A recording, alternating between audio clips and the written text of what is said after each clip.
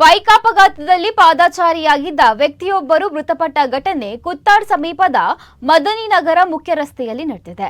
ಮುದ್ದೋಳಿ ನಿವಾಸಿ ದಿನೇಶ್ ಗಟ್ಟಿ ಅವರು ರಸ್ತೆ ದಾಟುತ್ತಿದ್ದ ವೇಳೆ ಬೈಕ್ ಡಿಕ್ಕಿ ಹೊಡೆದ ಪರಿಣಾಮ ಗಂಭೀರವಾಗಿ ಗಾಯಗೊಂಡಿದ್ದರು. ತಕ್ಷಣ ಅವರನ್ನ ಆಸ್ಪತ್ರೆಗೆ ಸಾಗಿಸಲಾಗಿತ್ತಾದರೂ ಚಿಕಿತ್ಸೆ ಫಲಕಾರಿಯಾಗದೆ ಮೃತಪಟ್ಟಿದ್ದಾರೆ. ಮೃತರು ಕೃಷಿಕರಾಗಿದ್ದು ಪತ್ನಿ ಹಾಗೂ ಇಬ್ಬರು ಮಕ್ಕಳನ್ನ ಅಗಲಿದ್ದಾರೆ.